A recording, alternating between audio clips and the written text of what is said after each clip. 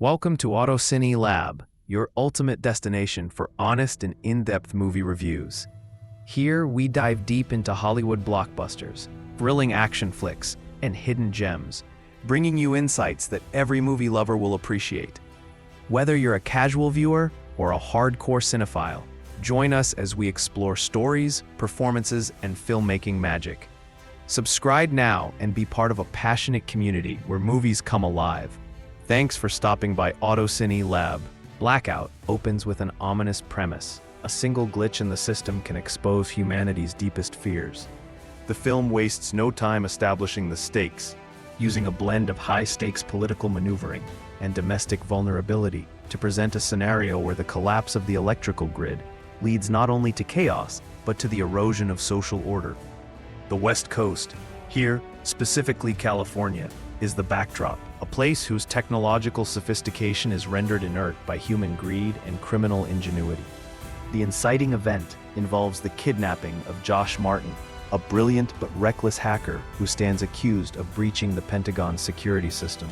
Martin's capture and subsequent coercion by Charles Keller, a shadowy figure with the resources and ruthlessness to orchestrate regional disaster, set the narrative machinery in motion. A mission: hack into California's smart grid and plunge the state into a total blackout, unleashing chaos and fear on an unprecedented scale. The tone is set by a tense political vignette involving Latin American military dictatorships and covert operations, grounding Blackout in the tradition of Cold War-era thrillers.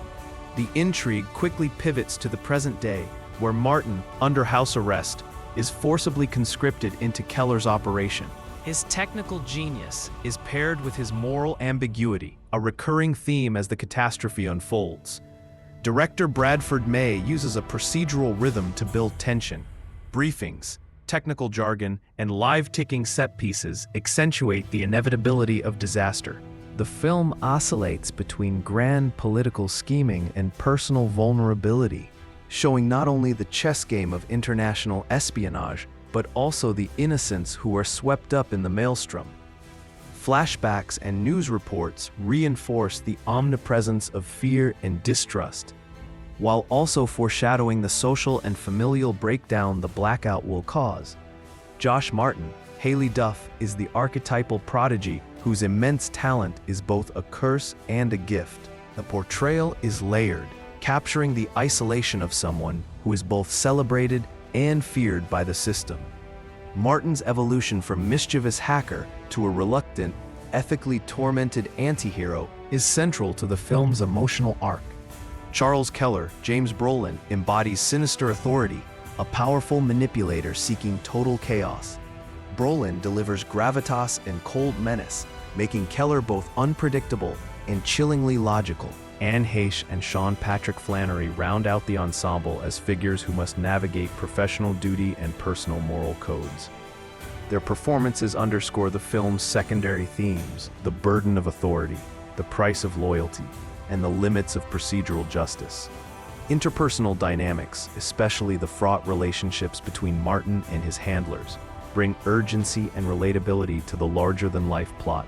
The cast's ensemble work is crucial, balancing moments of intimacy with set-piece spectacle. The techno-thriller element, hacking and the smart grid. The film's central conceit, one person wielding the power to knock out a major metropolitan grid, is both timely and unnerving. Martin's hacking is depicted through a barrage of terms: fiber optic conduits, smart grid bypasses, polymorphic viruses, and encrypted systems. While the technical language occasionally drifts into the dramatic, it grounds the film in real-world anxieties about infrastructure vulnerability and the fragility of digital safety nets. Key sequences, such as the tense moments when sectors of the city blink off and on, and the engineering team's frantic attempts to diagnose the problem, contribute to a genuine sense of escalation. This attention to plausibility distinguishes Blackout from lesser disaster movies, which often treat technology as mere wizardry. Yet, the film is careful to highlight human error, ambition, and systemic complacency as the true sources of disaster. The smart grid, once hailed as a solution to all ills, becomes the very vector of chaos. As Los Angeles plunges into a succession of rolling blackouts, the narrative broadens to include a cross-section of society. Scenes set in hospitals, city council meetings, and private homes show the ripple effects of nationwide panic. The film is unflinching in its portrayal of vulnerability. Medical crises as life support machines fail, and hospitals scramble to protect patients. Civil unrest as law enforcement confronts looting, confusion, and sporadic violence. Media pressure as journalists scramble to make sense of what's happening, desperate for the story that will make their careers. The emotional weight of the film is heightened by a subplot involving Martin's family, particularly his asthmatic daughter, whose health crisis is exacerbated by the blackout. These moments provide heart and urgency, raising questions about culpability, sacrifice, and redemption. Director Bradford May crafts Blackout with a steady, suspenseful hand. The pacing is brisk but not frenetic, alternating scenes of global significance with intimate human-scale drama. The cinematography emphasizes darkness, both literal and metaphorical, using shadow, emergency lighting, and the cold illumination of screens as recurring motifs. Notably, the use of TV news broadcasts, overheard radio chatter, and flickering surveillance screens reinforces the sense of societal collapse. Quick cuts during blackout sequences heighten confusion and panic, but are balanced with lingering shots of characters waiting, helpless, for the lights to return. Surges of static, silence, and distant alarms create a persistent undercurrent of unease. The score leans into suspense without overwhelming the emotions, a mark of thoughtful, controlled direction. The latter stages of Blackout see all storylines converge in a high-stakes pursuit for control. Martin, tormented by the destruction unleashed, attempts to sabotage Keller's plan, even as law enforcement closes in. The action here is both physical and psychological. Shootouts, desperate escapes, and moments of moral reckoning. The film highlights that crisis reveals character. Some seek profit or power. Others choose self-sacrifice or solidarity. The tension between individual agency and systemic failure comes to a head as the authorities try to contain the chaos and restore order, while the true villains seek only to deepen the crisis. In its climactic moments, Blackout balances spectacle, evacuations, firefights, mass emergency responses with personal catharsis. The resolution offers some justice and closure, but not without cost.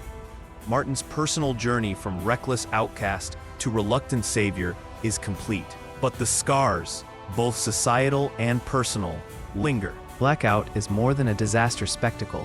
At its heart, it is an exploration of contemporary fears. Even the most advanced systems are one catastrophe away from collapse. Genius can be used for good or evil, and those who control digital power wield immense influence over the fates of millions. The role of journalists is both illuminating and exploitative. As seen in the parallel struggles for information and survival, the film repeatedly grounds high-concept peril in the stakes of personal relationships, especially through Martin's struggle to protect his child. Through its narrative, Blackout critiques not only technological hubris, but the political and economic systems that allow such vulnerabilities to exist. The film balances suspenseful plotting with moments of human connection. Strong performances, especially from Brolin and Duff, anchor the story in emotional reality.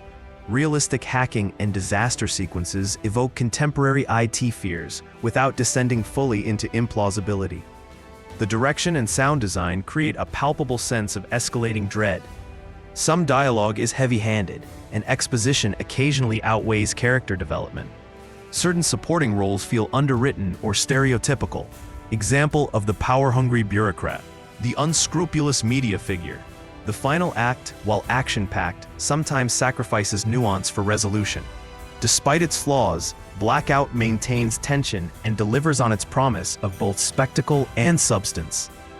Blackout stands out in the crowded disaster movie landscape by fusing elements of techno-thriller, political intrigue, and family drama. It offers a plausible, eerily prescient vision of modern collapse, a cautionary tale for the age of digital interdependence and systemic fragility. Whereas many disaster movies rely on cartoonish mayhem, Blackout aims for, and largely achieves, a sense of uncomfortable realism. Viewers are invited to ask what they would do in such a scenario, and to reflect on the balance between personal ethics and institutional responsibility.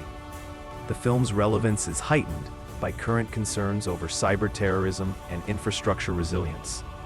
Its scenario is no longer the realm of science fiction, giving its warnings added urgency and resonance. A gripping, thoughtful disaster movie. In sum, Blackout is an effective blend of disaster spectacle, technological anxiety, and moral inquiry.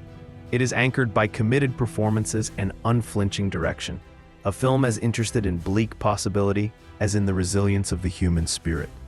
For fans of the genre, Blackout is a worthy entry, offering both thrills and food for thought. Its technical authenticity, coupled with its focus on personal stakes, elevates it above formulaic disaster fare. The questions it raises about security, ethics, and what it truly means to be powerless linger long after the lights return.